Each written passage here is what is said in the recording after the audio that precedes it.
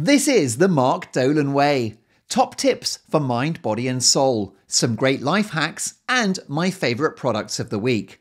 This show is available on all podcast platforms, but do subscribe to the Mark Dolan YouTube channel, where you can see the show every week. Enjoy.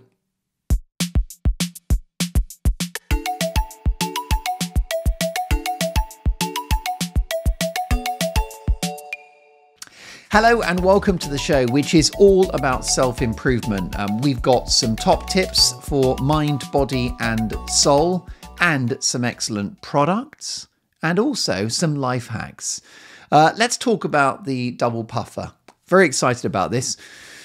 A few years ago, it was a very cold winter, and so I purchased online a puffer jacket, which was on sale. It was half price. Happy days. It was a down puffer jacket. Now, you can have polyester puffer jackets. They are underrated. Polyester, although artificial and basically plastic and not great for the environment, does have good insulating properties. It does trap warm air, and therefore it doesn't have to be down. But what you get with down is breathability. You know, obviously down comes from duck or goose feathers, for example. It's designed for those animals to keep them warm in the winter and not too hot in the summer. And, you know, the ducks, they get wet and they dry off. And that's the point about down. It's just basically all season. And a down jacket can be wet but still insulate you. So anyway, it's a lovely thing. I do enjoy a puffer jacket. I love that warm glow when you put one on. So I'd purchased one online. They're not cheap, are they? But I'd got one half price. I thought that's a no-brainer. And I got it in medium. Well, it arrived and it was slightly too small.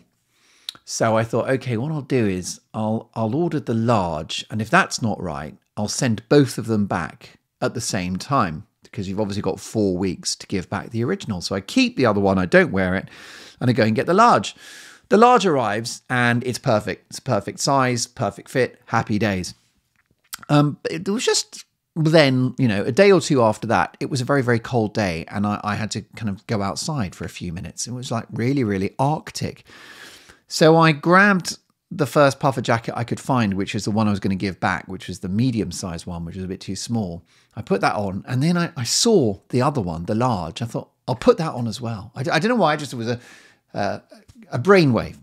But I just thought 2 jackets is better than one. So I threw on the smaller one, then I put on the bigger one, zipped up, went outside. I cannot tell you how good I felt. I was just coddled in this warm bubble of air. It was, and what's lovely about a down jacket, they're very light. So they're warm and thick, but light. Feather light, quite literally. Anyway, so the 2 jackets have gone on. I spent the rest of the day with this double puffer solution. I couldn't give it up. I couldn't take it off. So I tried to take one layer off because I'm thinking I've got to give this other one back, but it didn't feel right. I felt naked with just one puffer jacket. So given the fact that both of these jackets were a bargain and they were on sale, I decided not to return the smaller one. And I now have a 2 jacket solution for the winter. It's changed my life. What's lovely about double puffer is that you don't have to wear so much underneath anymore, because, you know, the winter jumpers and stuff can be very obstructive, can't they? Don't you think? You wear a chunky jumper, or you've got cardigans, or you've got, you know, layer after layer. It's restrictive. Also, just a bit sweaty, and you can't move around so much. So what you can actually do, you could virtually wear a t-shirt and then the double puffer solution and go to Antarctica. So let me recommend the double puffer solution. And the thing is, it doesn't have to be the same jacket. That's the thing. So most people have probably got a couple of puffer jackets in their wardrobe. Just try wearing them at the same time and you will absolutely love it. So for example, I haven't got both of the regular puffers that I talked about in that anecdote, but what I do have is I've got a sleeveless puffer jacket here from Uniqlo, which is an excellent Japanese retailer. So you've got a sleeveless puffer jacket, and then on top goes the regular puffer jacket. And I'm in a double puffer solution and it just feels so good. Let me know how you get on, and I believe that this is a hack that will change the world. Having a bit of trouble with zips. It's funny, isn't it? We're in the 21st century and they haven't quite cracked zip technology, have they? There you go. I'm in a double puffer and it feels good. So try that at home. Let me know how you get on, especially because at the moment it is the winter. We have a cost of living crisis. We have very high energy bills. And I have tried to spend the winter not having the heater on. And my solution has been the double puffer indoors. So I've been going around the house just with the 2 coats on, feeling good, not missing the central heating. And whisper it, I sometimes sleep in the double puffer solution. You'll never have a better night's sleep. Can I offer you, by the way, an upgrade? Because what's lovely about our life hacks is that you can then take those away and you can do stuff with those hacks and make them your own. I have a little topper, a little upgrade to the double puffer, and it's the double duvet. You are welcome. Now, what is the double duvet? For the brighter among you, you'll be ahead of me on this one. In the winter, again, save money on heating. Have 2 duvets, which are one on top of each other inside the duvet cover. Okay, again, it could be a polyester, it could be a down. Now, down duvets are horrifically expensive, so I have a budget solution, which is that I had a down duvet, right, which is good quality, but not really warm enough in the winter. So I ran out and bought a cheap polyester double duvet, which cost me something like 15 or 20 pounds, which I think is good value because it will never die. And I put that on top of the down duvet and it goes into the duvet cover. So it's a double duvet. Now, I've thought carefully. I'm not a scientist, but I've thought carefully about the order. And I think you need the down layer first and then the polyester on top. Because as I mentioned at the beginning, down is quite breathable. And I think you want the breathability layer to be closest to your body and your skin. And then I think you have this kind of plastic shield of the polyester above that. If you've got time on your hands, when you put the 2 duvets together, you could do the most perfunctory stitching on each corner just to hold it all together so it doesn't unravel inside the duvet. So I've done that with mine. Just a needle and thread and just a couple of loops because you want to be able to like break it open and separate them when you wash them or something. But just as a quick fix, a couple of loops with a needle and thread, sew them together. And I mean, if you had the budget, you would put buttons in so you could button them together. And also, if you've got the time, who's got the time? Who's got the money for that? So try the needle and thread, or even, I don't know, Velcro or something. There are lots of different solutions, but you can attach them together. They ought to stay together inside the duvet cover. But if they don't, do try that. But there you go, double duvet, you are welcome. Nail biting. I have been a nail biter all my life. Well, I say all my life. Not really at 6 months old, but from about the age of 7 or 8. My brother, who is a heroic figure, was a bit of a nail biter, and I think I was quite in awe of him. Well, I was in awe of him. And I remember watching him thinking, he's so cool, and he bites his nails. So I kind of started biting my nails. Now, it could just be that I was a nail biter as well. It could be that I'm conflating. But I do know he was a bit of a nail biter. I picked it up. By the way, nail biting, very enjoyable. This is what they don't tell you. They demonize it, don't they? But biting your nails is a nice experience. It feels good. If you're a nail biter, you'll agree. I can imagine and feel you agreeing with me now. It's like smokers, right? Smoking's really bad for you, but it's thoroughly enjoyable to smokers. Smokers love smoking. They love it. They love it. They love it. Well, nail biters, they love to nail bite. It's like you've got 10 little friends on your fingers and you just sit there and, the big thing with biting your nails is you wait for them to grow out a bit and then you get a nice good old munch. And, I was the sort of Kurt Cobain of nail biting, I've got to tell you, because I used to bite them till they bled. And also, I've been known to shove my toes in my mouth and bite the toenails. I mean, look, this podcast is about honesty. There are no airs and graces here. I hide nothing from you. When I was younger and not in a relationship and with my life not where it needed to be, I used to shove my toes in my mouth and chew. I swear to God, I did. Such was my addiction to biting your nails. The lovely thing about the toenails is that they're sort of thicker. And, you know, because you can't get at them during the day because you're in shoes and socks, you get a nice bit of growth over a couple of days and you can have a good old nibble. I don't know if you want, I don't know if I can even logistically show you whether I want to demonstrate that this was the case. But I'll probably, now that, you know, at my age, I'll probably put my back out.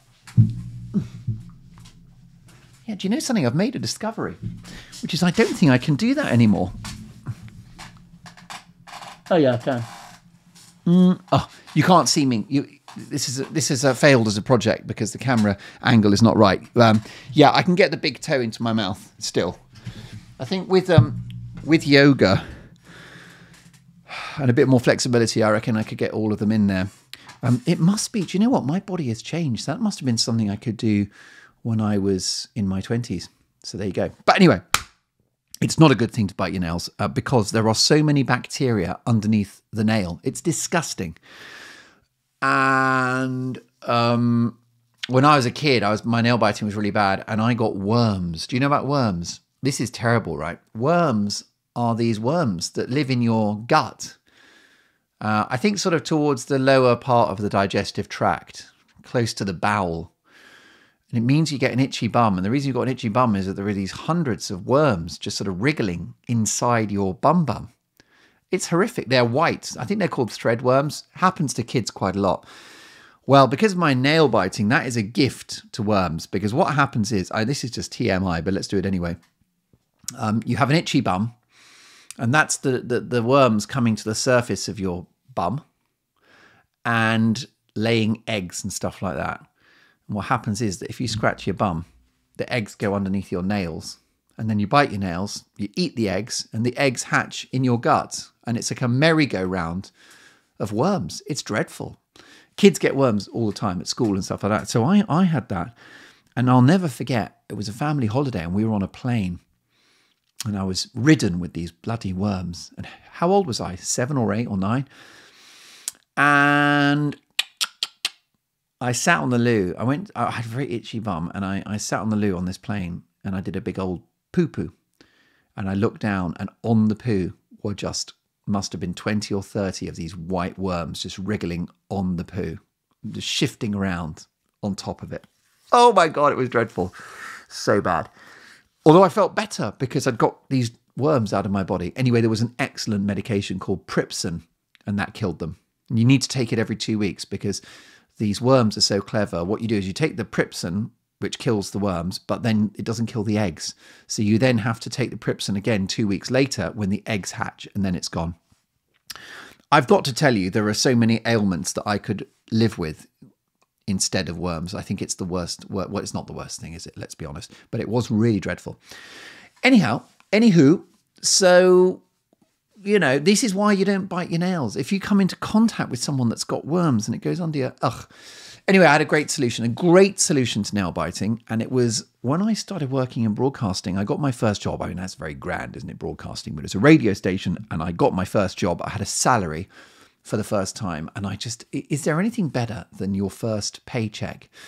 I remember prior to that, I was reliant on my dad who would, you know, give me money here and there, bits and bobs.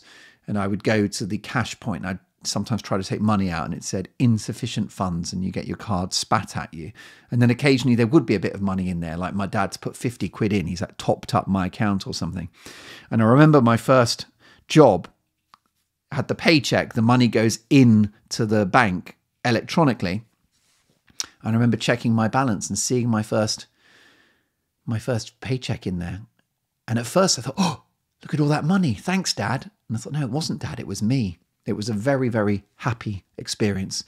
And there is something really satisfying about working, isn't there? And having your own income. For me, it's the novelty will never wear off. I hated being dependent on my parents. And I do. The satisfaction of a paycheck, whether it's an envelope with cash or an electronic payment or anything, any manifestation. It is a thing of beauty, isn't it? Getting paid. So I got my first paycheck and it felt like amazing freedom. I mean, by the way, it wasn't a lot, but it was a lot more than nothing, which was my income before that. And I did two things. I went out and got a mobile phone contract. And this was just when mobile phones came out, and it was an Ericsson phone. And I believe it was a contract with O2. And I just thought, here comes freedom. I've just been paid. I've just purchased a mobile phone. Now, mobile phones have probably been going about 5 years at that point. It wasn't the briefcase thing anymore. Just this rather chunky phone with a sort of fixed antenna, but it was great. And yeah, spectacular. So that's the first thing I did. I bought a mobile phone on a contract. They weren't that expensive at the time. Maybe the handset was sort of 150, something like that. But what was expensive was the contract, the monthly payment, and then also calls. I think the calls were like 20p a minute or something. So you just wound up texting, but even texts cost money, but there you go.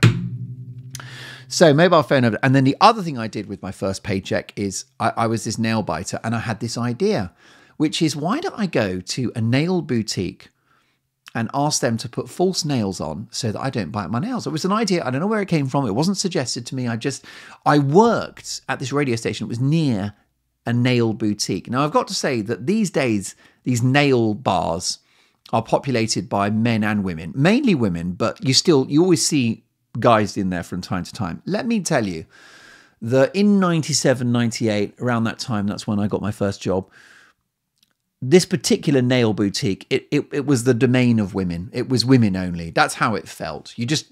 All of the nail polishing people, what do you call those? The manicurists, they were all female, and all the customers were female. The receptionist was female. It was a totally female dominated environment. So it did take a little bit of courage on my part to actually go in and even have a conversation. So I went in and I said, hello, I'm a man. You're welcome. I bite my nails really badly. I've had an idea. I wonder if you could put false nails on top and make sure they're really short so I don't look like I've had ridiculous nail extensions. And I don't want you to paint them or anything. I just want to cover my existing nails so they can grow back. And the lady's like, yeah, sure, that won't be a problem. Let's book you in for a full set. So I go in and I had the full set, and what they do, excuse me, is that they prepare the nail, file it down a bit. And of course, don't forget, we're dealing with almost no nail here.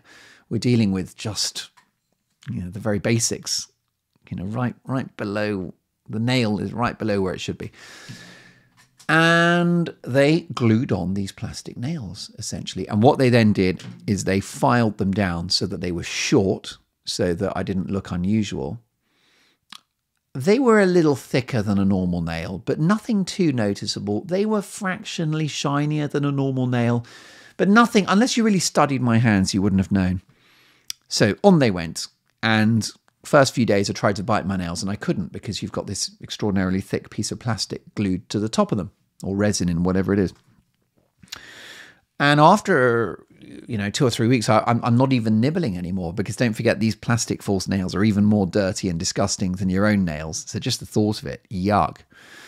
And I can't remember how long it was, but I think it was something like 6 or 8 weeks. They then removed the nails. What they do is dissolve it. You basically bathe your nails in this solution, and then they just tease them off. And it was one of the greatest moments of my life, because what was revealed underneath the plastic resin of the nail was a fully grown, healthy nail. This perfect set of 10 nails that I haven't had probably my whole adult life. And there they were. And it was a joyous thing. I had these long nails. And I left the shop. And honestly, I broke the habit. I have never been such a bad nail biter since. And I mean, I do. There are days, let's say you have a stressful week, or you're feeling a bit, you're stressed out, you're burdened by stuff, and it starts. But never as bad as it was, and there's always a chance that I can get back on that horse and grow them out a bit, because I've now got the muscle memory of not having bitten them for a few weeks. I think that might be true for any kind of compulsive behavior, brackets addiction. Now, of course, addiction can be very, very complicated, especially when a drug is involved. But I do think that even if you're a drinker, or it's drugs or food or shopping, if you can demonstrate to yourself that you can live without it for like a period of time, if you're a drinker and you go, well, wait a minute, I did do dry January. So it is physically possible. It's conceivable that I can be alcohol free. That is enough to draw upon as a resource to keep you help you and encourage you, but to once again not do this thing, eliminate this thing from your life. So there you go. That's the nails. It's very good. It's highly recommended. How are we doing for time? We're doing pretty well. Couple of things I'd recommend for very good sleep. I feel I need these products, so please hold fire. I do love my sleep, and I'm always thinking of ways to have better sleep and to hack the sleeping experience. A few obvious ones: don't have caffeine after 10 or 11 a.m. The reason being that the half-life of caffeine, in other words, the length of time in which it stays in your body, is 12 hours. That's a long time, isn't it? So that means that if you have a coffee at 3, it's still in your body at midnight. You don't want that really, do you? There is this myth about people that say, well, look, I can have a coffee and go straight to bed and sleep like a baby. That might be true. You might be asleep, but you're not getting the deep restorative sleep that you need because there's coffee in your system. It will have worked its way out of your system if you only have it in the morning. So I would recommend morning coffee. And if you need the coffee experience, obviously segue to decaf in the afternoon. But make that weak as well, because there's a tiny amount of caffeine in decaf. There's also a compound in decaf coffee, which is the same as regular coffee, in which you still get an increased heart rate, even from decaf. And it's not caffeine, it's a different compound. But yeah, that's the obvious first thing for sleep.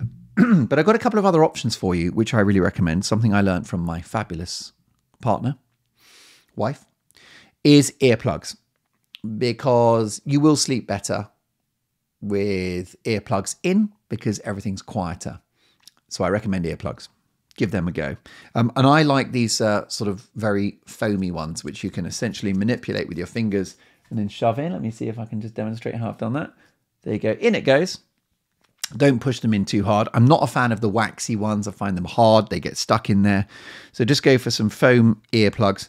That's nice. Works brilliantly if you've got noisy neighbours or anything like that, or a partner that snores. The other thing that's excellent, I've always been a fan of dark bedrooms. I was at the Edinburgh Festival a few years ago and I stayed in a friend's room. Edinburgh has got some lovely period properties, these Georgian townhouses.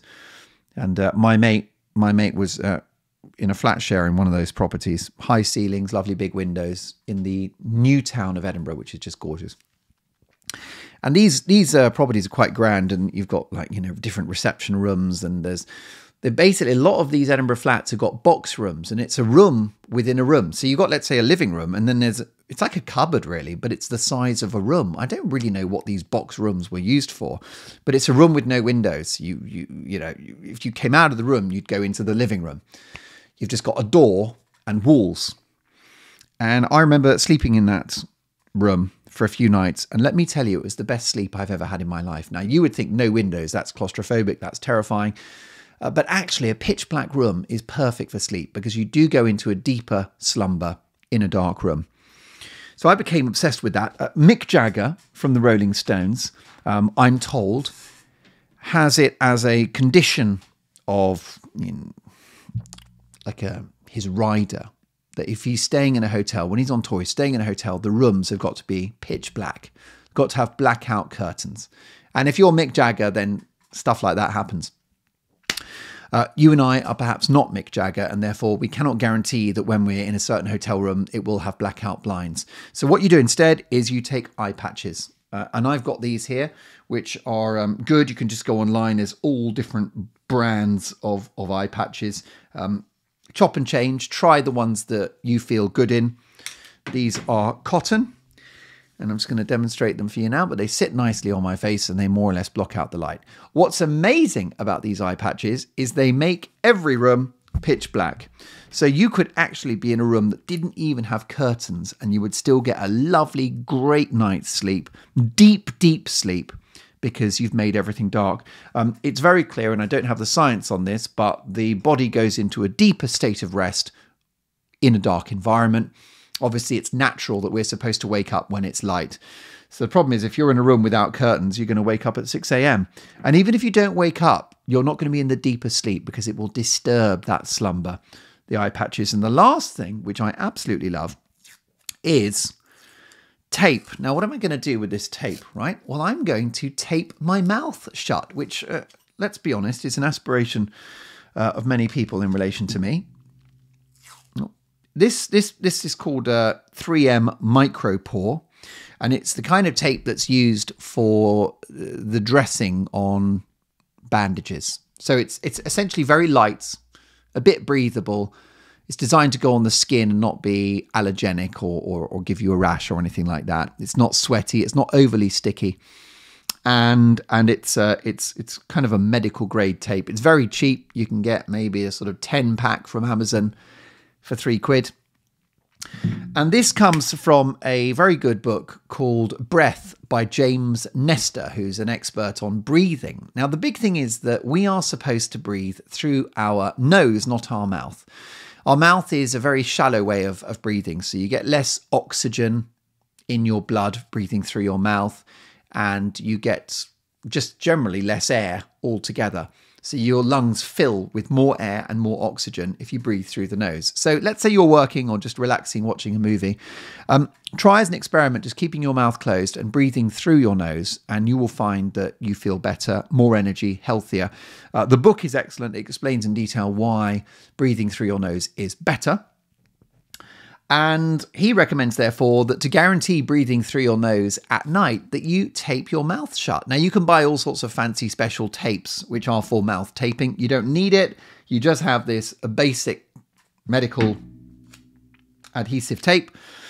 And I like to go vertical. So what you'll do is I've taken a strip there. If you're listening, I'll explain that I've got a strip of maybe 5 or 6 centimeters of tape. And it just goes above the lip and below the lip across. So horizontal, vertical, horizontal. This is why I'm not good at maths. Vertical from your upper lip to your lower lip. So what you do is you close your mouth and then seal. So basically, I can't open my mouth, which means I'm forced to breathe through my nose.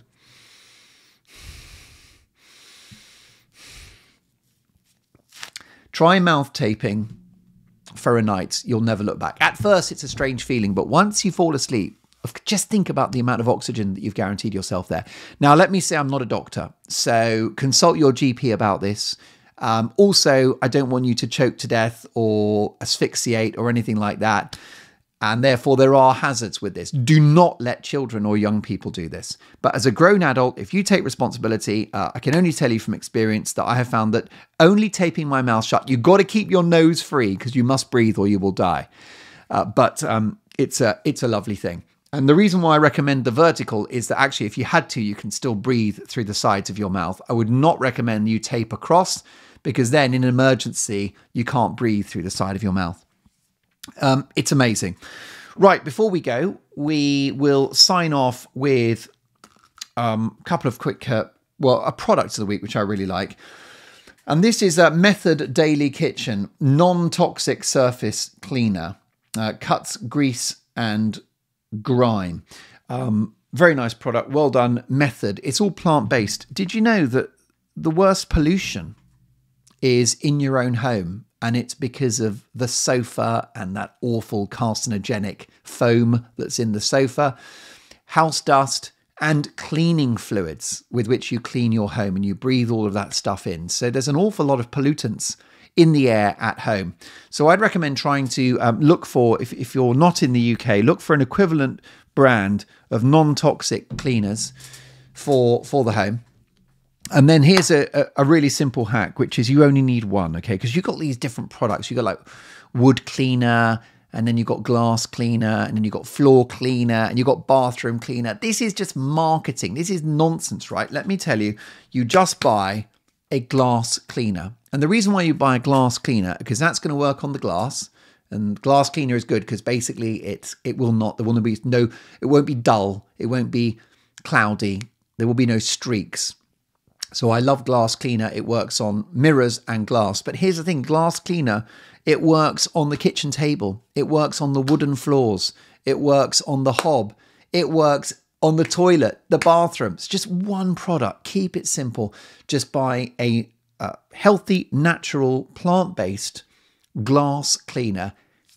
One product, one device, works in every room. You are welcome.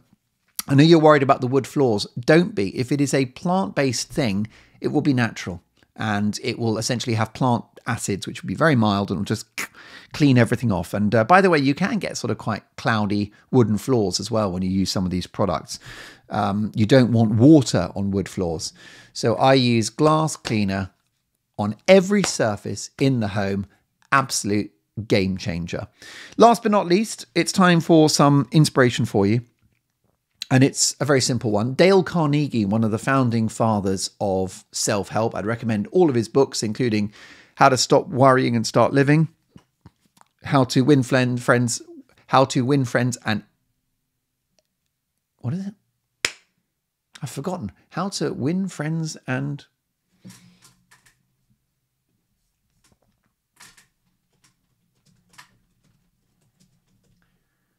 How to Win Friends and Influence People by Dale Carnegie. Absolute classic. So there's lots in those books, especially the one about worrying, how to stop worrying and start living.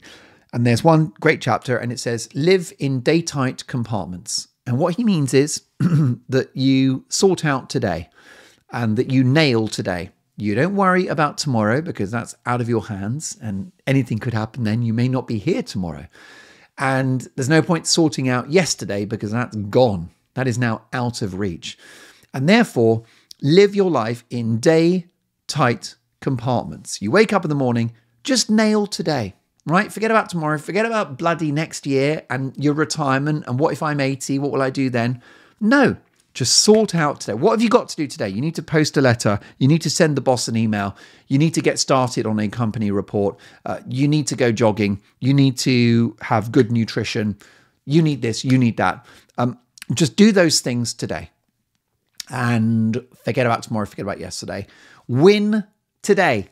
There you go. That is my 2-word manifesto.